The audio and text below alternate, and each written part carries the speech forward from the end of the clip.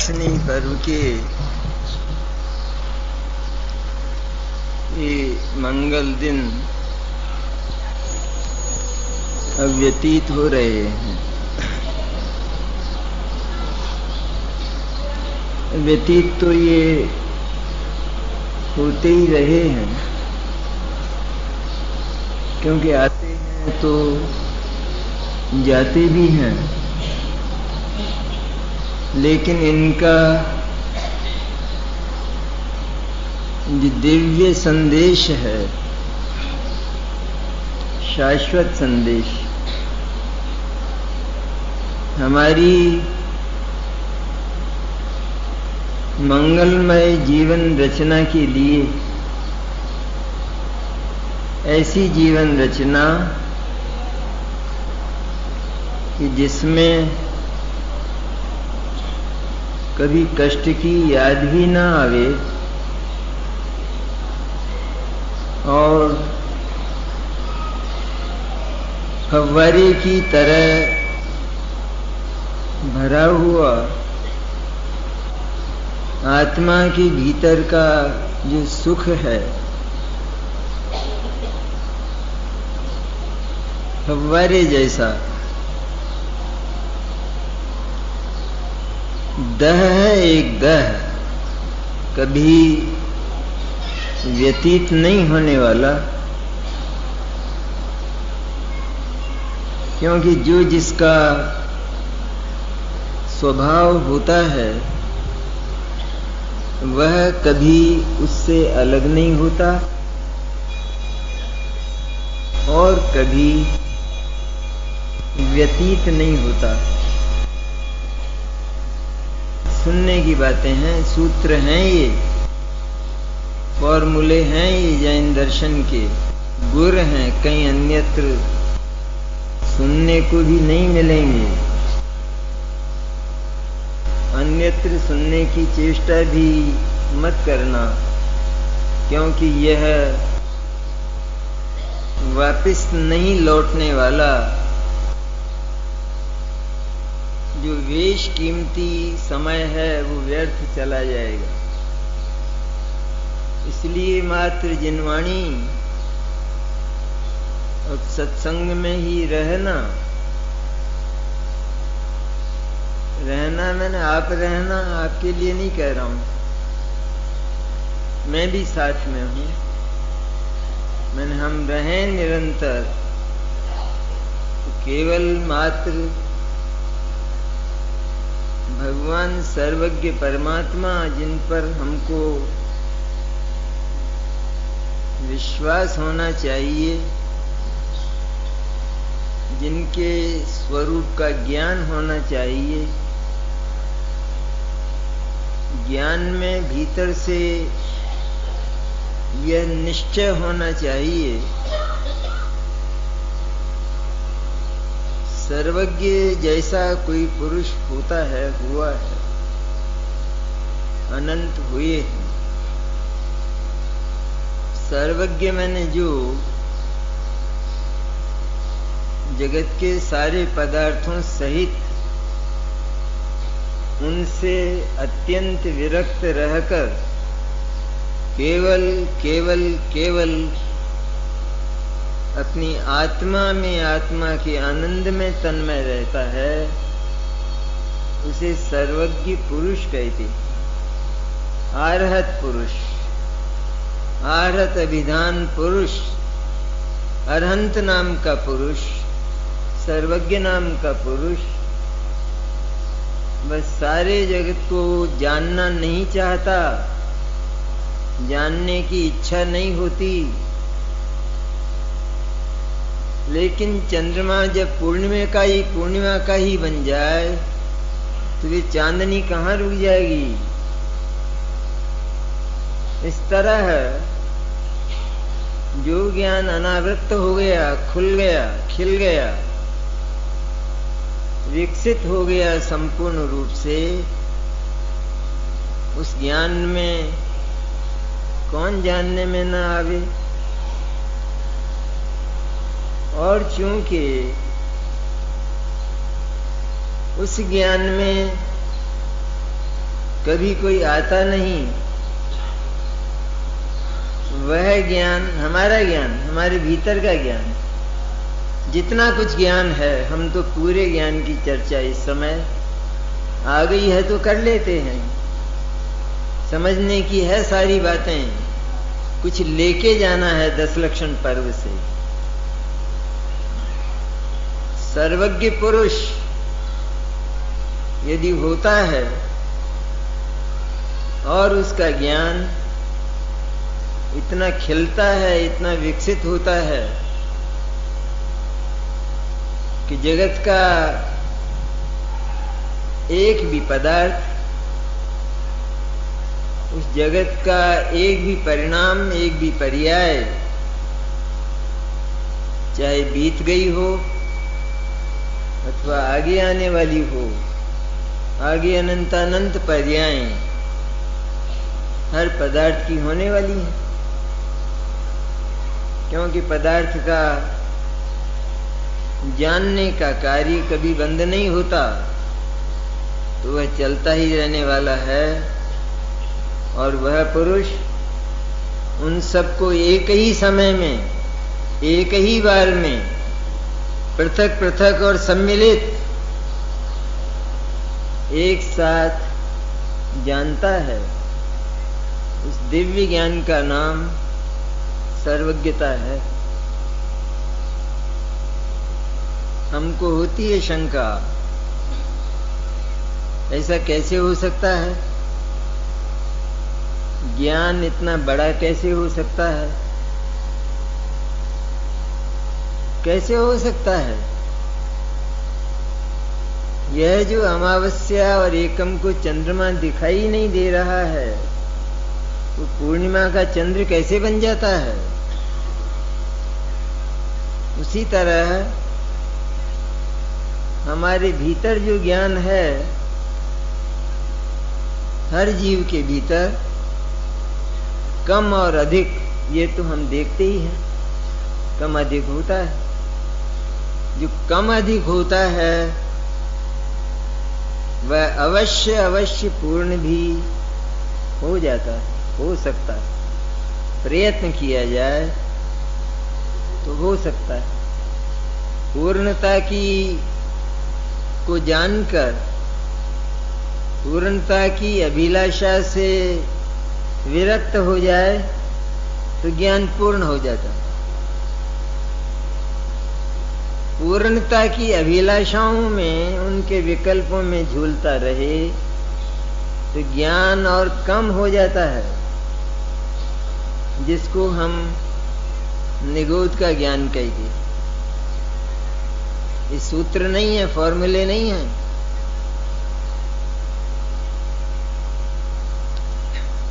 एक कार्य हम प्रारंभ करते हैं और उसका एक उद्देश्य बनाते हैं। मैं हमको यह जो काम शुरू किया है, इस काम को वहां तक पहुंचाना, इसका नाम उद्देश्य। यह करना है हमको। अभी तो नहीं हुआ, अभी तो प्रारंभ किया, लेकिन हमने जो प्रारंभ किया है, क्योंकि वो सही है, वास्तविक है, सच्चा है, इसलिए यह काम बढ़ते बढ़ते वहां तक पहुंच जाए। इसको उद्देश्य कहते। लेकिन इसमें एक बात है बहुत बड़ी, और वो ये कि उद्देश्य बनाने के बाद व्यक्ति उद्देश्य को भूल तो नहीं जाता, लेकिन उसे याद भी नहीं किया करता, उसकी ओर देखा भी नहीं करता। यदि वह उस उद्देश्य की ओर देखा करेगा तो 1 इंच आगे नहीं बढ़ेगा। हमने व्यवसाय प्रारंभ किया है ना, बहुत छोटे स्तर से, और इसलिए प्रारंभ किया है कि हमको दुनिया का कोई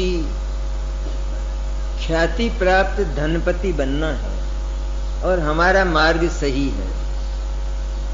यह जो व्यवसाय है ये नुकसान का नहीं है, ऐसा जानकर हमने शुरू किया और इतनी संपत्ति अर्जित हो जाएगी इतने समय में, इतना जानकर क्या हम उस संपत्ति की ओर देखा करते हैं? क्या हम उसकी कल्पनाओं में झूलते रहते हैं? संपत्ति है कहाँ जो देखा करेंगे? और उसकी कल्पनाएं करने से वो कैसे आ जाएगी? अगर कल्पनाएं करने से आ जाती हो तो वो तो आज आ जाएगी, अभी आ जाएगी, उद्देश्य भी नहीं बनाना पड़ेगा। तो हम कोई बड़ी चर्चा कर रहे हैं यह बात कहकर। सर्वज्ञ जो पुरुष होता है, जिसका ज्ञान खिल जाता है पूर्ण पूर्णिमा की चंद्रमा की तरह, तो वह उस ज्ञान की जो पूर्णता है उससे भी विरक्त रहता है। उसकी कल्पनाएं और उसके विचार नहीं किया करता मेरा ज्ञान अब पूर्ण होगा, मेरा ज्ञान अब पूर्ण होगा। तो तेरा ज्ञान अब पूर्ण होगा, यह जो समय तूने इस विचार में और इस विकल्प में लगाया है, इसके स्थान पर अगर तू उस उद्देश्य के प्रति इस ज्ञान को लगाता तो और आगे बढ़ जाता 2 कदम, और अब 2 कदम रुक गया, तू नुकसान हो गया, समय बर्बाद हो गया। इसलिए सर्वज्ञ पुरुष होता है, यह बात हमको मानकर, ये तो एक सुयुक्ति है, कुयुक्तियां तो बहुत हो, वर्तमान में नहीं देखे जाते, तो वर्तमान में हमें पारस ही लाके बता दो। चिंतामणि रत्न भी सुना है, वही लाके बता दो। कल्प वृक्ष भी सुने हैं तो वही लाके बता दो। वर्तमान से क्या मतलब? वर्तमान में तो बहुत चीजें गायब हैं, लेकिन क्या वे नहीं हुई और नहीं होती हैं? इस तरह वर्तमान में ये तो हम अभागे हैं, हम भाग्यहीन हैं, और हम अपने दुष्कर्मों के साथ प्रीति करते हैं। तो ऐसे व्यक्ति को सर्वज्ञता कौन देगा? और यदि उसे सर्वज्ञता मिल जाएगी तो खुजला खुजला के मर जाएगा, कभी नरक दिखेगा कभी स्वर्ग दिखेगा, इसलिए नहीं मिलता है। ये आसक्ति यदि उद्देश्य को स्थापित करके जानकर, हर संस्था का उद्देश्य होता है, लेकिन क्या उसी की बातें किया करते हैं? देखो भाई अपने को ऐसा करना, देखो ऐसा करो, करो ना, कुछ काम करो ना उसके प्रति, कि जिससे उसकी थोड़ी पूर्णता हो, कुछ आगे बढ़ें, और आगे बढ़ते बढ़ते फिर वह पूर्ण हो जाए तो फिर हमारा कार्यक्रम भी समाप्त हो जाएगा। इसलिए सर्वज्ञता पर विश्वास करना चाहिए। ऐसे अनंत सर्वज्ञ परमात्मा, आत्मा जब से है तब से सर्वज्ञ भी हैं। आत्मा जब से है तब से आत्मा को नहीं जानने वाले अनंत जीव भी हैं, और उनको वह मार्ग बताने वाले भी हैं। इस परिस्थिति का और इस वायुमंडल का कभी अभाव नहीं हुआ है और कभी अभाव नहीं होगा। इसलिए यह कल्पना करना कि वर्तमान में सर्वज्ञ नहीं है और समझाने वाले भी नहीं हैं, तो क्यों समय बर्बाद किया जाए? ये कल्पना बहुत दुष्ट कल्पना है स्वयं अपने लिए। क्योंकि जिसके चित्त में ये बात आई कि अब तक मैं उन्मार्ग पर था, मेरा मार्ग सही नहीं था, मेरी प्रवृत्ति, मेरा ज्ञान, मेरे प्रयत्न वे सबके सब खोटे प्रयत्न थे, ऐसा जिसके ज्ञान में आया, तो क्या उसके ज्ञान में ये नहीं आया कि ये प्रयत्न मुझे बंद करना चाहिए और अब किसी सद प्रयत्न में लगकर सही राह पर चरण बढ़ाना चाहिए? क्या ये नहीं आया साथ में? जिसके मन में ये बात आई, आना चाहिए, लेकिन वास्तव में आना चाहिए। ये सारी दुनिया फीकी लगे, काक के बीट के जैसी भी न लगे। ये जो स्वर्ग के वैभव हैं, ये ज्ञानियों को कव्वे के बीट से बुरे लगते हैं, जहर लगते हैं, जहर स्वर्ग के वैभव।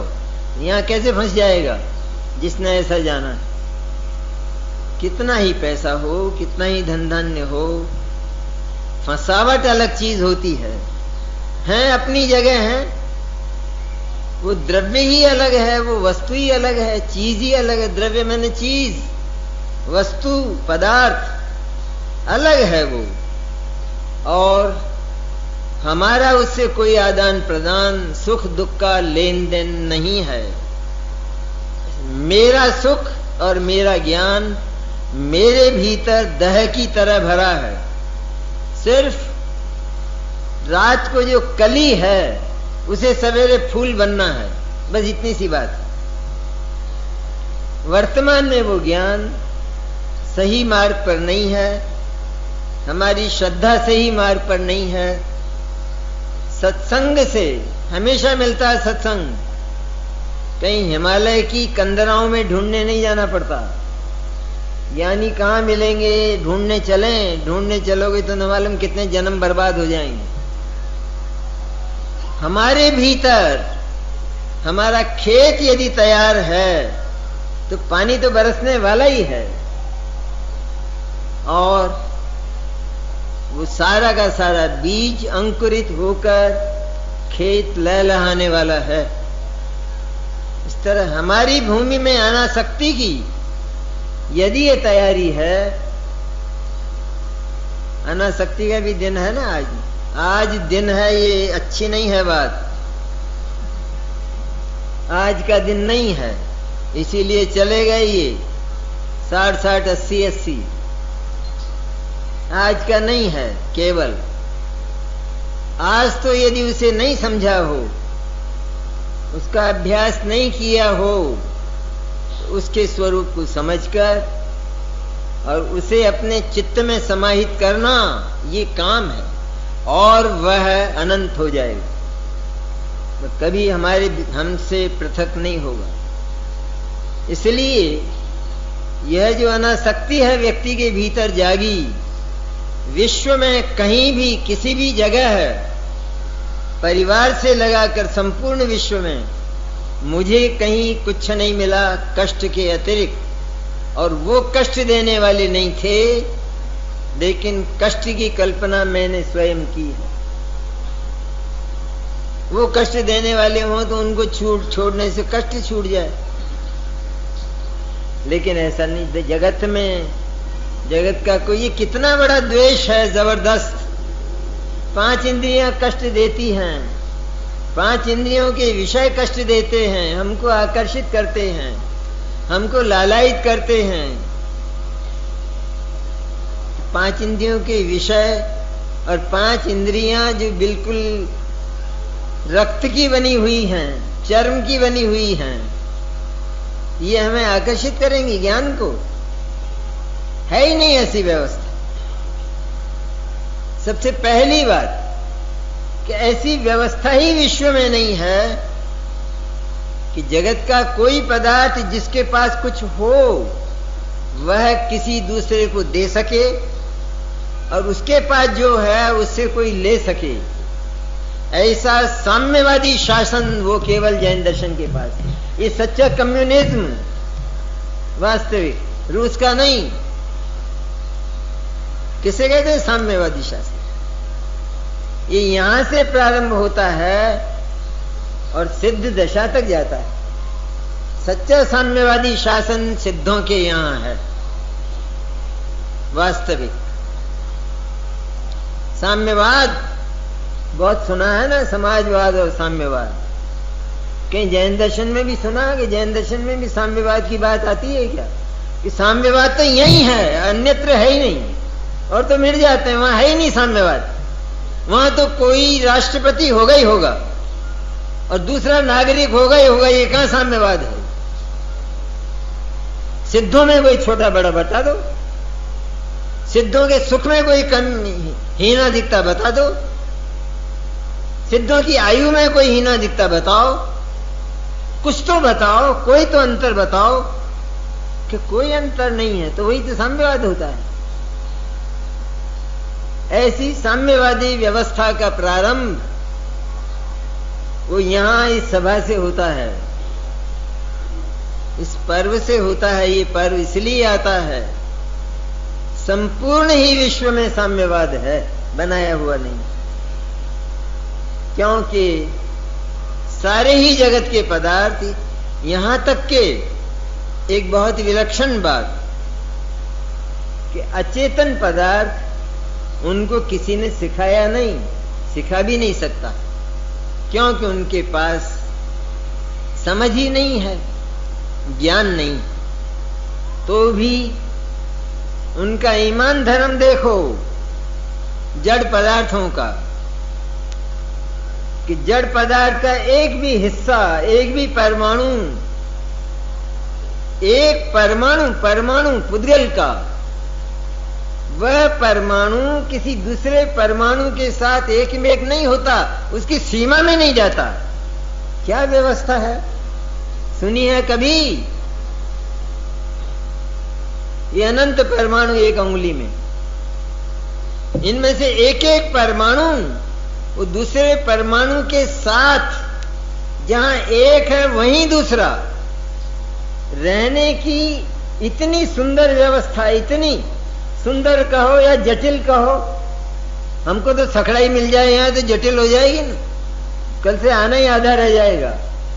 लेकिन ऐसी व्यवस्था है जहां एक परमाणु है वहीं दूसरा परमाणु है, दोनों के काम न्यारे न्यारे, दोनों की शक्तियां न्यारी न्यारी, एक दूसरे के कार्य में कभी दखल नहीं देता, आदान प्रदान नहीं करता। इस लोक व्यवस्था का नाम साम्यवाद नहीं तो क्या है? ऐसी साम्यवादी व्यवस्था एक बार ज्ञान में आ जाए, सिर्फ एक बार, ये पर्व यही संदेश लेकर आता है, महामंगलमय है इसका संदेश, यही संदेश लेकर आता है। अरे देखो तो इस विश्व को कितना सुंदर है, ये सुंदर संज्ञा दी है इसमें समय सार तीसरी गाथा में। प्रत्येक पदार्थ अपने अकेलेपन में रहकर सुंदर लगता है। अगर वह किसी दूसरे के साथ मिल जाए, मिलावट कर ले, समझौता कर ले तो बदसूरत हो जाएगा। मिलावट में वास्तविक स्वाद आता ही नहीं। इसलिए सारे पदार्थ जगत के मिलावट रहित केवल अपनी सीमा में, सीलिंग है सीलिंग पाकिस्तान और हिंदुस्तान का, कि यहां से एक कदम बिना पूछे आप आगे नहीं जाएंगे, जाएंगे तो गोली मार दी जाएगी कहीं, ऐसा है ना। यहां भी गोलियां मारी तो नहीं जाती, लेकिन गोलियों से भी ज्यादा दर्द होता है जो दूसरे की सीमाओं का उल्लंघन करने की चेष्टा करता है, सीधा नरक जाता है। नरक है जगत में। कोई कहता है हमारे तो सब यही हैं, तुम्हारे सब यही हैं, तो फिर आगे देख लेना क्या होना है, तुम्हारे सब यही हैं। तो अरे जो तुमने यहाँ किया है बहुत हंस हंस कर किया है। 5 इंद्रियों के विषय और 5 पाप हंस हंस कर किए। हंसते हैं हम जिस समय पाप की वार्ता चलती है और पाप करते हैं, भीतर ही भीतर प्रसन्नता नहीं होती। किसी का 5,000 रुपया ठग लिया, उसे नहीं मालूम है, उसने विश्वास पर काम किया है। हमारा हृदय तो देखो, तो क्या ये यूं ही चला जाने वाला है ये पाप? वर्तमान में तो तुम हंस रहे हो, फिर रोने का समय कब आएगा? तो रोने का भी कोई स्थान, कोई जगह होना चाहिए या नहीं? ये यूं ही सिद्ध होती है बात। अरे अपराध है तो जेल भी है। पहले अपराध बना, जेल बना। और किसने बनाई जेल? अपराधी ने। तो अपराधी क्या जेल बनाएगा? बनी बनाई है उसके लिए तैयार। उसे तो जाना है सिर्फ, जेल तो गवर्नमेंट बनाएगी। इसी तरह कुदरत की गवर्नमेंट ने नरक और निगोद इस सदा से तैयार है। कुदरत की गवर्नमेंट, और इस पापी को वहां जाना ही जाना है। अरे दुष्कर्म भी हो, दुष्कर्म के कितने प्रकार, असंख्य प्रकार, हजारों लाखों दुष्कर्म तो ऐसे हैं कि जो मनुष्य मात्र के करने लायक ही नहीं, करने लायक ही नहीं। क्यों करे? किस लिए करे? क्या उससे कुछ मिलता है दुष्कर्म से? जैसे हम कमाई करने गए तो क्या हमने कमाई की? ये तो छोड़कर जाना है 10 लक्षण पर्व में। हिला नहीं सकते तुम, हिला उसकी सीमा में तुम जा नहीं सकते, फिर लाओगे कैसे उसको? अपनी क्रिया वहां जाकर कैसे करोगे? संभव नहीं है ये बातें। इसलिए सारे विश्व को एक साम्यवादी व्यवस्था में पूरा स्वाधीन देखो तो आत्मा भी स्वाधीन नजर आएगा। तब आत्मा की बहुत सारी शिकायतें तो केवल एक बात में समाप्त हो जाएंगी। सारा जगत स्वाधीन, मैं भी स्वाधीन। सारे जगत के पास अनंत वैभव, एक एक वस्तु के पास, तो मेरे पास भी अनंत वैभव। और वह अनंत वैभव, कहते अनंत वैभव तो है लेकिन दिखता ही नहीं है साहब। तो दिखते क्या क्या हैं आपको ये बताओ पहले, क्या क्या दिखते हैं इस जगत? और जो दिखता है उसी को मानते हो, और को नहीं मानते। बड़े बूढ़े देखे कि नहीं देखे? फिर नहीं हुए वो। अगर वे नहीं हुए तो फिर हम किन की संतान हुए? सदाचार की। न दिखे, दिखे न दिखे, युक्ति से सिद्ध होता है ये बात। इसलिए ये व्यवस्था सदा से रही है साम्यवादी, स्वाधीन व्यवस्था कण कण की, और उसी प्रकाश में ये आत्मा भी स्वाधीन है पूरा। इसकी शक्ति, हर पदार्थ अपने कार्य के लिए अपनी अनंत शक्तियां अपने पास रखता है, किसी दूसरे को नहीं देता। यहां इस श्लोक में ऐसा विधान है कि कोई आत्मा, जड़ तो ऐसा करता ही नहीं है कि वो कहीं अपनी झोली फैला के किसी के पास जाए, क्योंकि जड़ को सुख दुख ही नहीं है। जहां ज्ञान होता है, जहां सुख होता है, वहां सुख का दुख रूप विकार भी हो सकता है। ये तो समझ में आती है बात कि नहीं आती? जहां सुख होगा तो वहां सुख का विकार भी हो सकता है। सुख ही नहीं है तो विकार कैसे हो जाएगा? हो जाएगा। घर में एक स्टैचू रखा है, एक प्रतिमा, किसी बालक की प्रतिमा हो, हमारे बड़े बूढ़ों की प्रतिमा हो, बहुत गर्मी हो, बहुत गर्मी, और प्रतिमा पर धूप भी आती हो, तो गर्म हो गई। हमने हाथ लगा के देखा तो क्या बोले, अरे इसको बुखार आ गया। डॉक्टर के लिए चले, प्रतिमा को बुखार आ गया, पत्थर को बुखार आ गया। अरे पत्थर में बुखार की योग्यता ही नहीं है, ऐसी कोई शक्ति ही नहीं है कि उस शक्ति का बुखार रूप विकार भी हो जाएगा, सुख भी हो जाएगा, फिर तो और बातें भी हो जाएंगी। इसलिए उसमें है ही नहीं तो कैसे हो सकेगा। इसलिए आज तक एक भी घटना ऐसी नहीं है कि जो अपने पिता के फोटो को अथवा किसी मूर्ति को डॉक्टर के पास ले गया हो, इसको दवाई दे दीजिए, इंजेक्शन लगा दीजिए, बुखार उतर जाएगा। तो क्या हुआ कि जिसमें ताकत नहीं है, शक्ति नहीं है, तो उस शक्ति का एक स्वाभाविक शुद्ध परिणाम तो उसमें होता ही नहीं, चीज ही नहीं है ना, तो उसका विकारी परिणाम भी उसमें नहीं होता है। हमारे घर में दूध ही नहीं है, अब दूध उफन गया और दूध की गंध आई और वो जल गया।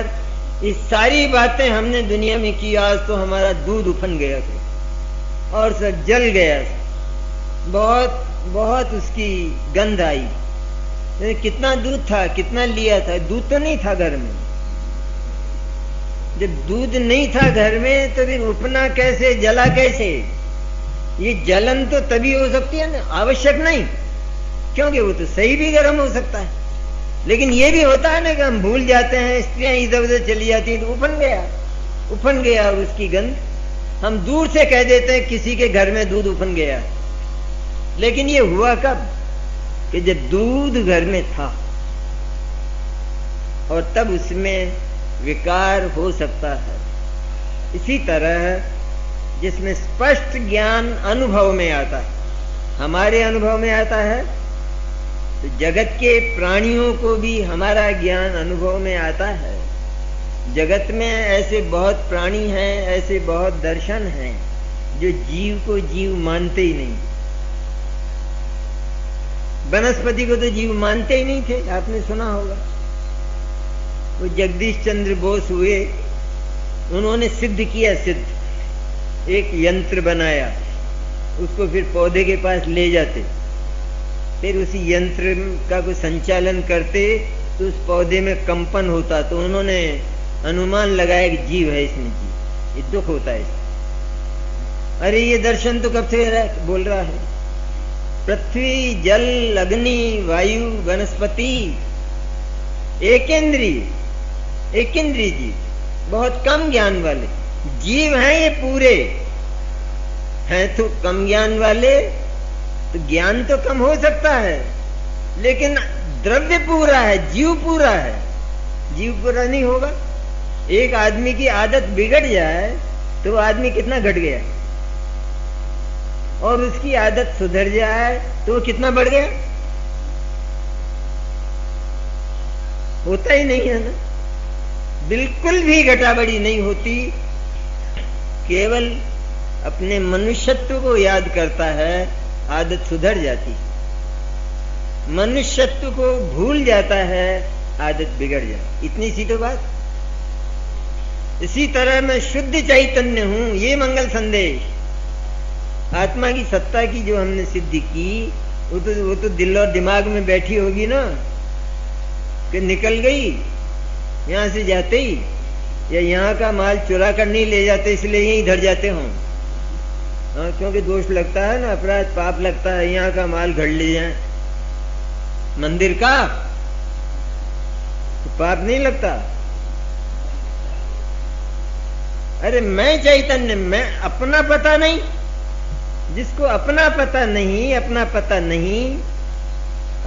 नहीं मैंने क्या, जो अपनी सत्ता ही स्वीकार नहीं करता कि मैं कोई आत्मा हूं, तो उसने आत्मा से इनकार किया ना कि मैं आत्मा नहीं हूं। और जानने वाला तो आत्मा होता है, तब वो जो जितना जानने की बात करता है वो सब झूठी हुई सच्ची हुई। अरे जब वो आत्मा ही नहीं है तो फिर ज्ञान कहां है? और जानने की बात सारी दुनिया की करता है। मैं दुनिया का सारा इतिहास, भूगोल, विज्ञान सब जानता हूं। तू कुछ नहीं जानता, तू अपने आप को जड़ मानता है, कुछ नहीं जानता। केवल इतना जानना है, एक बात जानने की है विश्व में केवल, और कुछ नहीं जानना। ये तो जान लिया सब है, जगत है सारा, सारा का सारा अपनी व्यवस्था में है। इस सारा विश्व एक ऐसा नगर है कि जिसमें एक एक पदार्थ का एक एक बहुत सुंदर आकर्षक बंगला है, और उस बंगले में किसी दूसरे का प्रवेश नहीं है, और उस बंगले में इतनी सुविधाएं हैं कि उसमें से किसी को बाहर निकलना नहीं है। सारी सुविधाएं, सारी सामग्री की समग्रता है उसी में। अब एक तो ये नगर, ऐसा नगर। अब एक दूसरा नगर कि जहां सब कंगाल ही कंगाल हैं, और प्रातःकाल उठते ही झोली फैलाकर किसी दूसरे के यहां चले जाते। एक ने झोली फैलाई, फिर दूसरे ने फैलाई, फिर इस तरह है। मैंने कंगाली कंगाली, दरिद्रता, बिल्कुल मांग खाना काम। कौन सा नगर अच्छा लगेगा? कौन सा सुंदर? हम भारतवर्ष को कैसा चाहते हैं कि सब मांग कर खाएं तो बहुत अच्छे। अरे ये भिक्षावृत्ति तो बंद की जाती है। बोले नहीं मांगोगे तुम, यहां इस देश में भिक्षावृत्ति बंद की जाती है। तो भिक्षुक लोग बोले तो आपको क्या तकलीफ है गवर्नमेंट से? तो आपको क्या तकलीफ? अरे भाई हम मांगते हैं, हम गालियां खाते हैं, हम भूखे रहते हैं। अरे तुम तो मिनिस्टर हो, तुम तो वहां सिंहासनों पे बैठते हो, तुमको क्या तकलीफ है? बोले इससे हमारे राष्ट्र की गरिमा और गौरव समाप्त होता है कि यहाँ मांग कर खाने वाले मांगते लोग रहते। हम राष्ट्र की गरिमा को नहीं गिरने देंगे, इसलिए भिक्षावृत्ति बंद की जाती। और इस कुदरत के 6 द्रव्यों में, अनंत द्रव्यों में भिक्षावृत्ति बंद है। केवल ये आत्मा पागल है। जैसे मनुष्यों में कोई पागल हो जाता है, हो ही जाता है ना। ये तो अपन कितनी व्यवहारिक चर्चा कर रहे हैं, इस बात पर थोड़ा भीतर से गर्व आना चाहिए। कितनी व्यवहारिक है चर्चा। किसी को ऐसा नहीं अंधविश्वास में डाल रहे हो, जबरदस्ती कह रहे हो देखो ये संतोषी माता 1 लाख जाप करना, ऐसा तो अंधविश्वास नहीं दिला रहे। और फिर मिला नहीं कुछ, फिर कुछ मिला ही नहीं। बनारसी दास जी आ गए एक ठगने में, एक ठग मिल गया। बहुत उनके जीवन के उतार चढ़ाव घाटियों जैसे। तो एक ठग ने कह दिया, बोले लैट्रीन में बैठकर और इस मंत्र के रोजाना 1 लाख जाप करना, रोजाना 1 अशर्फी मिलेगी। बनारसी दास जी आ गए चक्कर में। उस समय नहीं थे इसमें, वो नहीं समझते थे इसको, परम मंगलमय धर्म को। करने लगे, किया, पूरा किया, एक फूटी कोड़ी भी नहीं मिली। तब वो विश्वास छूटा। ऐसा धर्म नहीं है ये तो सारी जितनी भी प्रयोजन भूत हमारे मतलब की बात है उसको युक्तियों से सिद्ध करता। इसलिए कहते हैं, लोग प्रश्न करते हैं जैन दर्शन सच्चा कैसे है, यही सत्य क्यों है? तो हम कहते हैं इसलिए सत्य है, सर्वज्ञ का कहा हुआ धर्म है। सर्वज्ञ परमात्मा जिनका ज्ञान खिल चुका है, बिल्कुल खिल चुका है, जिस पर कोई आवरण नहीं, ऐसे परमात्मा की वाणी में वस्तु व्यवस्था और आत्मा का दिव्य स्वरूप वो आया है। इसलिए बोले ये तो तुम्हारे घर की बात है, तुम्हारे घर का सर्वज्ञ है, हम कैसे मान लेंगे सर्वज्ञ होता है? कि तुम इस तरह मानो कि ज्ञान कम अधिक होता है कि नहीं होता है, तो पूर्ण क्यों नहीं हो सकता? कौन रोकेगा पूर्ण होने को? अरे आज मेरे पास अगर केवल एक टाइम खाने को है तो मैं किसी दिन अरबपति नहीं बन सकता? कोई रोक सकता है मेरे को? कौन रोकने वाला है? मेरा पौरुष। इसी तरह है। और वो सर्वज्ञ कब बनता है, ज्ञान कब खिलता है? कि वो ज्ञान की अथाह शक्ति उस बड़के बीज की तरह, वो बीज इतनी शक्तियां लेकर बैठा है और वो शक्तियां खिलती हैं, तब हम देखते हैं इतना बड़ा बड़का बीज, बड़का वृक्ष हो गया। कहां से आया रे? कोई बता दे कहां से आया? उसको तो मान लेंगे कि साहब वो तो बीज नहीं होता तो बड़ का कुछ पता नहीं था, कहां से आता। तो इतने से बड़के बीज में एक एक पत्ता उसमें है या नहीं, एक एक टहनी है या नहीं उसमें। इसी तरह हर आत्मा में ये सारे विश्व को जानने लायक शक्ति बीज की तरह विद्यमान हमेशा पड़ी है। प्रति समय हमेशा पड़ी नहीं हो तो ढूंढने जाना पड़ेगा, मांगना पड़ेगा, जिनवाणी से निवेदन करना पड़ेगा। हर समय पड़ी है। फिर साथ सर्वज्ञ क्यों नहीं हो जाते हम यहां बैठे बैठे ही हो जाएं। आपको क्या तकलीफ? क्या अच्छा हो सकते हो? कैसे हो? कि तुमको सर्वज्ञ शक्ति का भरोसा ही नहीं। तुमको तो ये भरोसा है कि हमारा तो ज्ञान ही इतना है। हमको तो तुम सीधी बातें बताओ। यहां भी 10 लक्षण पर्व में भी सीधी बताओ जरा। पद्म पुराण लेकर बैठ जाओ तो हमारी समझ में आ जाएगा। अरे पद्म पुराण से नहीं निहाल होना है कुछ भी। ये मुक्ति का मार्ग ये तो मिल गया है कुंद कुंद की कृपा से, सीमंधर परमात्मा की कृपा से, भगवान महावीर की कृपा से मिल गया है ये मार्ग। वरना असंख्य शास्त्र लुप्त हो गए, जला दिए गए, 4 आने में बेच दिए गए। आज उनका पता नहीं, ये तो रह गए हमारे भाग्य से। इसलिए कब खिलती है वो सर्वज्ञता की शक्ति और ऐसी ही अनंत शक्तियां जो आत्मा के भीतर पड़ी हैं, वो कब खिलती हैं कि उसमें मेहनत कहां करना है ज्यादा। किसी दूसरे पदार्थ का सहारा तो लेना ही नहीं है, क्योंकि दूसरा देता ही नहीं। वो तो निषेध है उसका। उसको तो हमने अलग ही कर दिया, वो कक्षा ही अलग हो गई सारी। अब तो हम रह गए खाली, केवल हम। तो कब खिल जाएगी वो सर्वज्ञ? कब बन जाएंगे हम परम सुखी? कब बन जाएंगे कि सिर्फ इतनी सी बात में कि ये विश्वास कर लो कि मेरे पास अनंत सुख और ज्ञान की अनंत शक्ति वर्तमान में है मेरे पास। ये कर लो, केवल इतना सा ज्ञान, इतना सा विश्वास करो, तत्काल ज्ञान खिलेगा। तत्काल अर्धरात्रि होगी तो कल ही खिलेगी कि नहीं थोड़ी बहुत।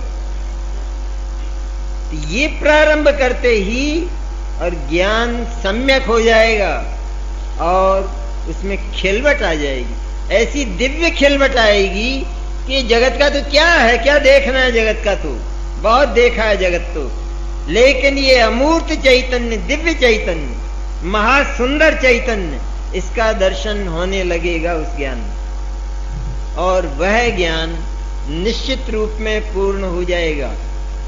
लेकिन होना चाहिए वो ज्ञान और वो विश्वास के साथ। इतनी सी बात, इतनी सी बात, इतनी सी बात। एक बहुत गरीब बालक, पिता मर गया और पिता के पास पैसा बहुत था, लेकिन बालक छोटा 3-4 बरस का। तो उसको कहता कि अपने पास 5 अरब रुपए हैं, तो वो 5 पैसे समझता। क्योंकि वो क्या समझे, उसके लिए तो 5 पैसे की एक चुस्की आवे वो है असली बात। इसलिए उसको नहीं कहा, लेकिन अपना जो परम मित्र था उसको कह गया मरते मरते कि मेरे पास अमुक जगह मेरे चूल्हे में 5 अरब रुपया, ये अशर्फियां, ये सोना, ये रत्न, ये सब रखे। जिस समय ये बालक समझदार हो जाए, वयस्क हो जाए, तो तू इसे बता देना। मित्र बहुत अच्छा था, बहुत भला था, ईमानदार था। अब बालक क्या करता था कि बालक तो 5 वर्ष का होते ही एक होटल में नौकरी करने लगा और होटल के दिन भर झूठे कपतस्तरी धोता था, दिन भर। अब जब 18-20 वर्ष का हुआ और उस मित्र को याद आई, अरे वो बालक का पिता अपने को कह गया था, वो बालक कहाँ है? तो उस बालक का पता लगाने लगा। तो उस होटल में जाकर वो बालक मिला, बालक को बुलाया, एक तरफ ले गया और ये कहा कि तू अरबपति है। मैं अरबपति? मैं अरबपति? मेरे को तो एक आना 4 पैसे मिलते हैं रोज के, 4 पैसे, और 100 कपतस्तरी धोता हूँ, 100, जिसके 4 पैसे मिलते हैं। मैं अरबपति कहाँ से आया? विश्वास कर, मेरे साथ चल। उसको ले गया, उसका घर भी भूल गया था वो तो, कौन सा घर, टापरी जरा सी कच्चा, वहां ले गया, अपने हाथों से वो खजाना खोदा और उस बालक को संभलाया। संभलाया वो तो आगे की बात है, लेकिन बालक भी वयस्क हो गया था, चतुर हो गया था। तो जिस समय उस मित्र ने ये बात कही तो बालक को कुछ विश्वास हुआ कि इसने कभी धोखा दिया नहीं, इसलिए ये सत्य कहता। तो उस बालक को जिस समय इस बात का विश्वास हुआ कि इतना धन है अपने पास और मेरा पिता रख गया है, तो वो उस समय अरबपति है या नहीं, नहीं निकाला तब। और यदि वो उस बात पर विश्वास नहीं करता है तो क्या अरबपति बन सकेगा? तो कहां से शुरू होता है धर्म? इस ज्ञान से और इस विश्वास से। उसी समय अरबपति है वो। और हाथ में क्या है कि वो कपतस्तरी, हाथ में कपतस्तरी है, धो रहा है। और उधर अब अंतर्द्वंद, उधर कहता है अरबपति, इधर हाथ में झूठे कपतस्तरी। दो बातें हो गई ना परस्पर विरुद्ध, बिल्कुल विपरीत हो गई ना। दोनों में से वो किसको सच्चा मान रहा है उस समय और किसको झूठा मान रहा है? अरे क्या है, हो गया, खत्म हो गया। अरे तेरे हाथ में कपतस्तरी है भी, क्या इनको नहीं धोएगा? क्या नहीं धोएगा? तो तेरा कर्तव्य है, या नौकरी करता है, ईमान धर्म से नौकरी कर, इसलिए ये जो अंतिम है इसको तो धो, तो उसको तो धोएगा। लेकिन वह पलड़ा वजनी है कि मैं इस समय अरबपति हूं, जिस समय ये मेरे हाथ में ये कपतस्तरी। उसके बाद उसकी प्राप्ति हो गई तब तो चारित्र ही हो गया, 10 लक्षण धर्मी आ गया, प्राप्ति हो गई ना। फिर कपतस्तरी आएगा हाथ में, फिर ज्वार की रोटी आएगी हाथ में, फिर भूखा सोएगा, वो तो होगा ही नहीं। और जिस समय उसे ये विश्वास हुआ तो उस समय वो क्या रो रहा था? उसका मन क्या दुखी था? या जैसे सारे दिन उसके पलट गए और एक नवीन विलक्षण आह्लाद भीतर प्रकट हुआ। अरे कुछ नहीं है, गए वे दिन गए जब खलील खां फाख्ता उड़ाया करते थे, गए वे दिन, अब नहीं है वे दिन। अब तो मैं इस विश्व के बड़े धनिकों में हूं, ऐसा मान लेगा कि नहीं? तो वो जिस समय उसने वो विश्वास किया, उस समय वो वस्तु उसके हाथ में नहीं थी, खर्च नहीं की जा रही थी, लेकिन विश्वास में थी। तो वो विश्वास में थी या नहीं, उसकी सत्ता का दर्शन उसको था या नहीं? और देखा, चूल्हे में जाके देखा था क्या? नहीं देखा। नहीं देखा तो भी जानता था। और इसलिए उस विश्वास में और उस ज्ञान में इतनी ताकत है कि सारी दरिद्रता को उड़ा दिया, खत्म कर दिया। हाथ में कपतस्तरी, लेकिन अब मैं दरिद्री नहीं, मेरे दिन लौट गए हैं। पिछले दिन को याद करें, अरे उनको याद करता है क्या मूर्ख? उनको क्या याद करता है? वो तो गए। उनको याद करेगा तो फिर ज्वार की खाएगा, फिर होटल में आएगा। उनको याद नहीं करना है। इसलिए बीते भवों को ज्यादा याद नहीं करना है। नरक गए, निगोद गए तो थोड़ा डर जाओ, उसमें क्या है? थोड़ा भय तो लगे कि नरक निगोद गए थे तो अब नहीं जाना है, लेकिन यही तो होगा ना कि अब नहीं जाना।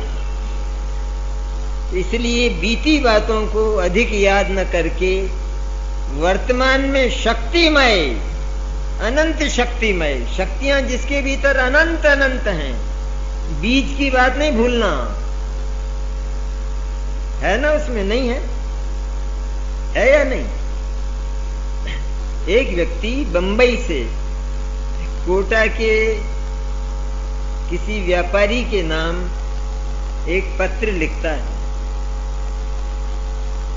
और वो लिखता है कि 1 करोड़ रुपया मेरी ओर से ये उस पार्टी को देना।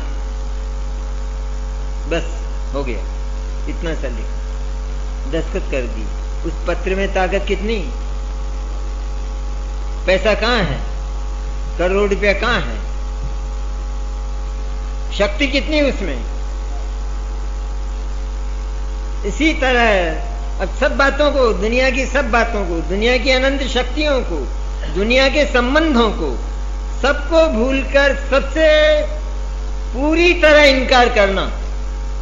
मैंने जान लिया है अच्छी तरह, तुमको देखा है, तुम्हारा और मेरा कोई संबंध रहा नहीं।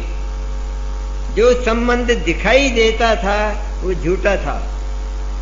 अब आज कोई संबंध नहीं है और अनंत काल तक भी कोई संबंध नहीं है, मुझे बनाना भी नहीं है।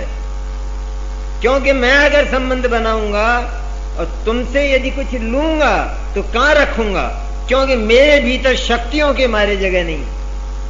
इतना भरचक आत्म तत्व है। कितना भरचक है? 1 करोड़ रुपए का हीरा, उसमें 1 करोड़ रुपया किस जगह है बोलो? अरे जहां देखो वही है ना। और अगर नहीं है तो ऐसा करो, उतना सा हिस्सा निकाल लो उसका, फिर भी 1 करोड़ का रह जाना चाहिए। तो उसका चप्पा चप्पा 1 करोड़ है या नहीं है? इस तरह आत्मा की जो शक्तियां हैं, मूल शक्तियां याद रखना। आपने तो मूल बात याद रखते हैं ना। घर में भी, घर में क्या याद रखते हैं? घर में तो मूल जो नोटों के बंडल होते हैं, हीरे जवाहरात होते हैं, सोना चांदी होते हैं, उनको याद रखते हैं। सोफा सेट को भी याद रखते हैं क्या ज्यादा? वो यदि भी शामिल है तो उसको क्या याद रखना? तो इसी तरह मूल शक्तियां हैं, ये ज्ञान है, श्रद्धा है, ये सारी शक्तियां आत्मा के भीतर वर्तमान में पूरी पूरी पड़ी हैं। और सिर्फ केवल सारे पदार्थों से आसक्ति तोड़कर, सबकी आशाएं तोड़कर, सबका विश्वास तोड़कर, सबकी सत्ता स्वीकार करके, सबकी सत्ता स्वीकार करके यह इनकार करना कि जगत में सब है लेकिन मेरे लिए कुछ नहीं है और मुझे किसी से कुछ नहीं चाहिए और मेरे पास बहुत कुछ है। लोक में क्या, हमें जो लोक में प्रसन्नता होती है तो वो प्रसन्नता किस बात की होती है? प्रतिस्मय रहती है ना, सभी के पास है थोड़ा थोड़ा, तो सबको प्रसन्नता रहती। किस बात की रहती? मेरा पड़ोसी 1 करोड़ रुपए का, मेरे पास तो भी 5 लाख ही है, लेकिन मेरा पड़ोसी 1 करोड़ रुपए का, उसकी रहती है, गौरव उसका रहता है। हर व्यक्ति जितना है उसको सदा उसी का ख्याल, उसी का ध्यान। अन्य के साथ कोई संपर्क भी हो, अन्य के साथ कोई व्यवहार भी हो तो वो व्यवहार हो जाए, लेकिन उस व्यवहार में वो आसक्त नहीं होता। अपना तो केवल 5 लाख है और हमेशा उसी का ध्यान, यही बढ़े, ये घट न जाए, यह उसका ध्यान रखता है कि इसके 1 करोड़ में फर्क नहीं पड़ जाए, कहीं 10 करोड़ में, पड़ोसी के में।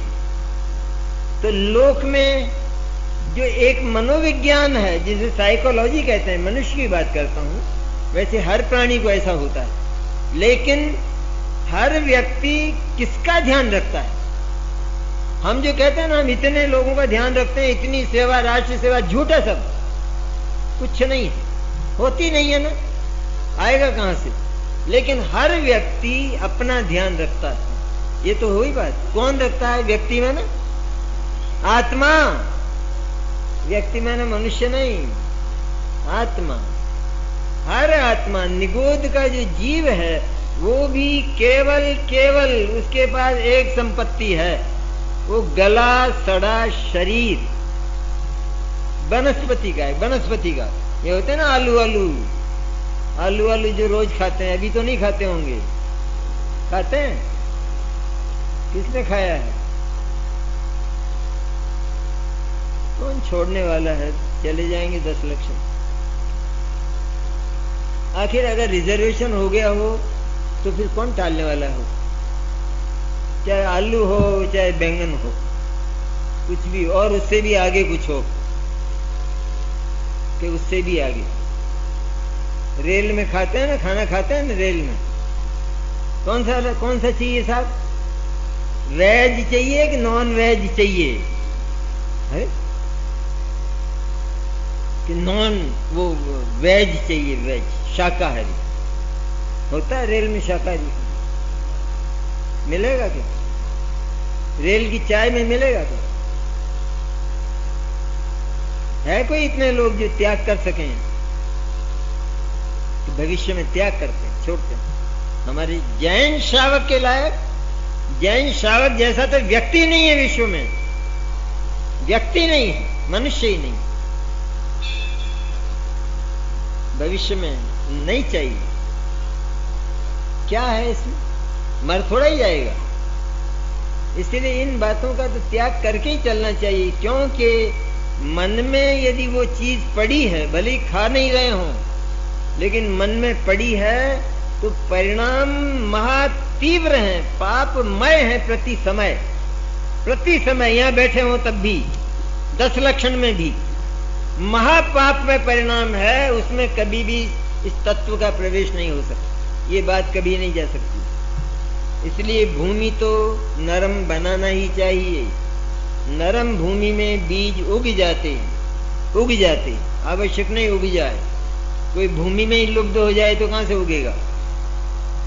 इसी तरह ये तो इतनी नरम भूमि का कि जो हमारी आत्मानुभूति में, आत्म दर्शन में बाधक है, ऐसी आदतें है ना, ऐसी आदतें नहीं है जिनकी हमने चर्चा की थी। खड़े खड़े खाते हैं, शादियों में नाचती हैं लड़कियां लड़के, अरे और क्या बताया, कितनी बातें बताई जाएं, कितना देखने लायक नहीं है, सम्मिलित होने लायक नहीं है। सर इसमें आपके सम्यक दर्शन को क्या बात आती है? ये सम्यक दर्शन इतना पतला है क्या, इतना कमजोर है क्या? ये यूं मिट जाता है झट, जरा सा कुछ खाया तो मिट गया, जरा सा कुछ पहना तो। अरे खाने और पहनने का प्रश्न नहीं है, लेकिन सम्यक दर्शन इतनी ऊंची चीज है, इतनी ऊंची चीज कि उसके लिए बैकग्राउंड भी बहुत पवित्र चाहिए, तब वो आता है। वो आता है चक्रवर्ती की तरह। चक्रवर्ती को तो निमंत्रण दिया और मकान के बाहर लैट्रिन फैली है, कीचड़ हो रहे हैं और सारी गंदगी फैली हुई है, और पधारो पधारो पधारो, बोले हम आ गए, ठीक है। वो आएगा। सम्यक दर्शन महागरिमामय है। अरे सारा लोक जिसने एक तरफ रख दिया, सारा लोक, और कहते हैं ये सारा लोक मिट्टी है मेरे सामने, इतना वैभव मेरे पास है, इतना वैभव। घमंड नहीं है, ये है तो है बस, इसमें काहे का घमंड? मैं सत्य बोलता हूं, ये घमंड है? मैं झूठ नहीं बोलता कभी, तो ये घमंड है? घमंड है, सत्य है, परम सत्य है। इसलिए सम्यक दर्शन के लिए जितनी बाधक परिस्थितियां हैं, हमारी एक एक आदत, घर की आदतें, समाज की आदतें, बाजार की आदतें, उन पर एक एक पर हमारा ज्ञान नियंत्रण करे, ज्ञान आगे रहे, ये पीछे रहे, ज्ञान का नियंत्रण हो, तो काम होने की संभावना रहती। इसलिए अनंत शक्तियों का विश्वास अगर आत्मा के भीतर नहीं होगा तो कोई समझदार व्यक्ति ऐसा नहीं जो आत्मा का नाम भी ले कि मैं क्या करूंगा उस फूटे ढोल को कि जिसमें कुछ भी नहीं है। अरे जगत के पास है और जगत में अगर साम्यवाद है और सबको अपने अपने काम के लिए यदि पूरी पूरी सामग्री मिली है तो मेरे पास भी, और उसमें भी विलक्षण बात ये कि मैं जगत का अनूठा पदार्थ हूं। हीरे तो बहुत होते हैं, कोहिनूर सब नहीं होते, अचेतन पदार्थ तो बहुत हैं, लेकिन चेतन